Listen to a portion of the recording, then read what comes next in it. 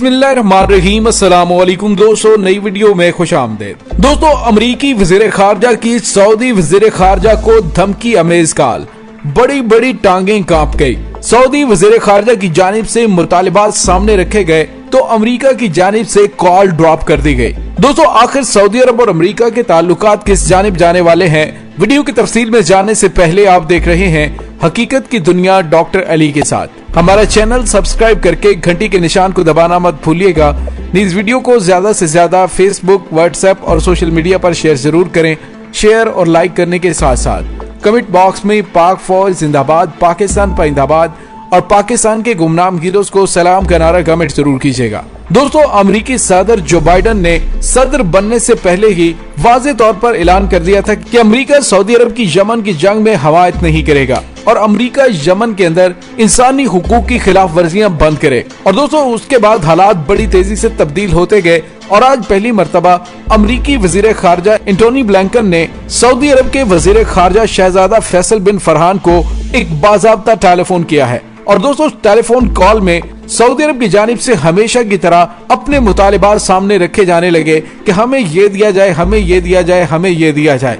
और उसके अलावा सऊदी अरब की जानिब से ये भी कहा गया कि अमेरिका की जानिब से ट्रंप दौर में की जाने वाली असलहे की डील को भी बहाल किया जाए और यमन जंग में जो अमेरिकी इमदाद खत्म करने के हवाले से फैसला किया गया है उसको वापस लिया जाए। तो अमेरिका की जानिब से सऊदी वजीर खारजा को शट अप कॉल दी गई है। दोस्तों, अमेरिकी वजीर खारजा को उस वक्त शदीद सुबकी का सामना करना पड़ा कि जब अमेरिका ने सऊदी अरब की इमा पर हौसी जंगजुओं को दहशतगर्द करार देने का ट्रंप का फैसला वापस लेते हुए हौसी जंगजुओं को दहशतगर्दों की फहरिस्त से निकालने पर रजामंदी जाहिर की। दोस्तों, अमेरिका ने सदर जो बाइडन की जानिब से यमन जंग की हमायत न करने के ऐलान के अगले ही रोज हौसी जंगजुओं से मुतल्लिक अहम फैसले की तस्दीक की है। गुज़िश्ता रोज अमेरिकी सदर जो बाइडन ने सऊदी अरब की सरबराही में यमन पर फौजी हमलों की मुखालिफत की थी और अमेरिकी वज़ीर खारजा का कहना था कि हौसियों की तहरीक से मुतल्लिक ये फैसला साबिक अमेरिकी इंतजामिया के आखिरी वक्तों के फैसले की वजह से इंसानी बहरान के नताज की वजह से है, जिसके हवाले से अक़वाम मुत्तहिदा और इंसानी ग्रुपों ने भी वाज़ेह किया था कि इससे दुनिया का बदतरीन इंसानी बहरान पैदा होगा। और दोस्तों, यहाँ पे आपको ये भी बताते चलें कि अक़वाम मुत्तहिदा ने यमन को सबसे बड़े इंसानी बहरान का शिकार मुल्क करार दिया था जिसमें 80% अवाम जरूरतमंद है। साबिक अमेरिकी इंतजामिया के फैसले पर अक़वाम मुत्तहिदा का कहना था कि नई पाबंदियां यमन को एक ऐसे कहत में धकेल देंगी जो 40 साल में पहले कभी नहीं देखा गया। अक़वाम मुत्तहिदा ने अमेरिकी इंतजामिया के फैसले का खैर मकदम करते हुए कहा है कि इस फैसले से यमन के ऐसे लाखों शहरियों को आराम मिलेगा जो इंसानी मदद पर इन्हसार करते हैं और कमर्शियल इम्पोर्ट ही उसकी बुनियादी जरूरियात पूरी करती हैं।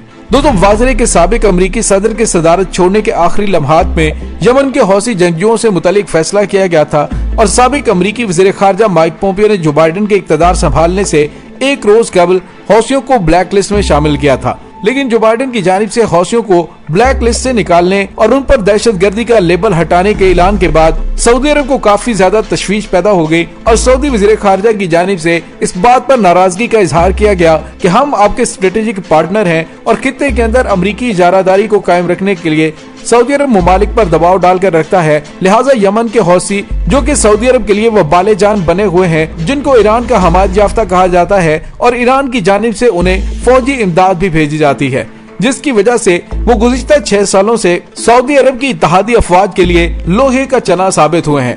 दोस्तों, यमन के इंसारुल्लाह, जिन्हें हौसी जंगजू कहा जाता है, उन्होंने ईरान से जदीद तरीन खुदकुश ड्रोनों का एक बड़ा स्क्वाड भी हासिल किया है और वहाँ पर ईरानी ड्रोनों की एक बेस भी बन चुकी है।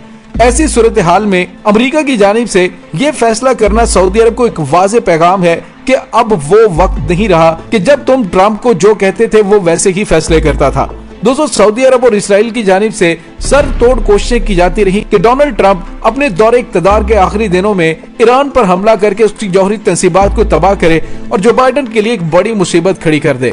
लेकिन जो बाइडन की इंतजामिया और स्पीकर नैन्सी पेलोसी ने अमेरिकी अफवाज के चीफ के साथ मिलकर एतमाद की फिजा पैदा की और अमेरिकी सदर जो बाइडन को ईरानी तंसीबात पर हमले से बाज रखने के लिए अमेरिकी अफवाज के चीफ से गारंटी मांगी ताकि अमेरिका के लिए मुश्किलात ना पड़े। और दोस्तों, उसके बाद अमेरिका की जानिब से मोहम्मद बिन सलमान के खिलाफ जमाल खाशोगी के कत्ल केस को खोलने के हवाले से भी कुछ रिपोर्ट सामने आई हैं। अमेरिकी इंटेलिजेंस इदारे के डायरेक्टर अप्रैल हैनस ने बताया था कि जो बाइडन इंतजामिया मारूफ सऊदी सहाफी जमाल खाशोगी के कत्ल से मुतल्लिक खुफिया रिपोर्ट को मंजरे आम पर लाने का इरादा रखती है। और दोस्तों जमाल खाशोगी के कत्ल से मुतल्लिक खुफिया रिपोर्ट को मंजर आम पर लाए जाने के मानी ये है कि जो बाइडेन इंतजामिया बाज़ाब्ता तौर पर सऊदी वलीअहद को जमाल खाशोगी के बेईमाना कत्ल का जिम्मेदार करार देने का इरादा रखती है। दोस्तों इसी वजह से सऊदी अरब के वजीर खारजा ने अमरीकी वजीर खारजा से जमाल खाशोगी कत्ल केस के हवाले से सऊदी वलीअहद को माफी दिलवाने के हवाले से भी बातचीत की और इस केस को क्लोज रखने के हवाले से कहा गया। लेकिन अमरीकी वजीर खारजा ने वाज़ेह तौर पर ऐलान किया कि जमाल खाशोगी के कातलों को जो बाइडेन ने कैफरी किरदार तक पहुँचाने का फैसला किया हुआ है। और दोस्तों उसके बाद सऊदी अरब की जानिब से असले की फरोख्त के फैसले को रिव्यू करने के हवाले से जब बात की गई तो अमरीकी वज़ीर खारजा की जानिब से कहा गया कि यमन जंग के अंदर मजलूम यमनी अवाम को निशाना बनाने के लिए अमरीका आपको असलहा प्रोवाइड नहीं करेगा। आप फौरी तौर पर यमन की जंग को खत्म करें क्योंकि इससे इंसानी अलमिया जन्म ले सकता है। और दोस्तों उसके बाद सऊदी वज़ीर खारजा ने अमरीकी वज़ीर खारजा से ईरान के हवाले से भी बात की कि 2015 के जोहरी मुआहदे में अगर अमरीका वापस आ गया तो ईरान न्यूक्लियर मिसाइल बना लेगा और एटमी प्रोग्राम को भी आगे बढ़ाएगा, जो सऊदी अरब और इसराइल के लिए बहुत बड़ा खतरा है। लेकिन दोस्तों इस बात का जवाब दिए बगैर ही अमरीकी वज़ीर खारजा की जानिब से टेलीफोन काट दिया गया। जवाब में कहा गया कि सऊदी अरब के तहफ़्फ़ुज़ के लिए अमरीका अपनी मदद जारी रखेगा, लेकिन अगर सऊदी अरब कहीं पर दरअंदाजी करता है तो अमरीका उन मामलात में सऊदी अरब की कोई मदद नहीं करेगा। और उसके बाद टेलीफोन बंद कर दिया गया। दोस्तों अब सवाल ये पैदा होता है कि अमरीकी वज़ीर खारजा की जानिब से किए जाने वाली इस धमकी अमेज टेलीफोन कॉल में सऊदी अरब किस रास्ते का इंतखाब करता है।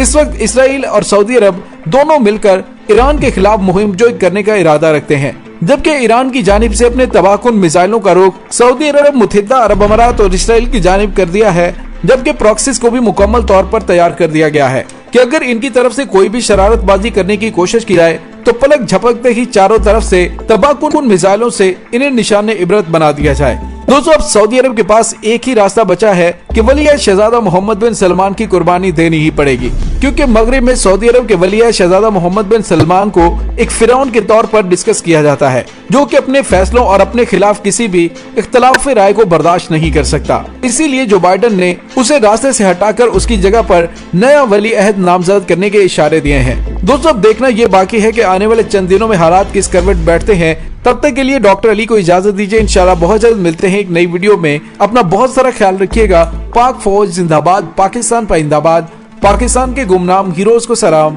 अल्लाह वारिस।